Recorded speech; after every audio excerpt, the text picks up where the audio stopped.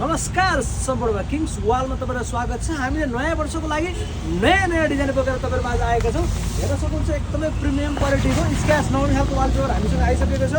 एकदमै दामी डिजाइनमा हैन। अब यो हेर्नुस् त एकदमै प्लेनमा आर्किटेक्ट टाइपको डिजाइन रहेको छ। हजुरलाई मन परेको डिजाइन हामीलाई WhatsApp गर्नु होला स्क्रिनशट गरेर।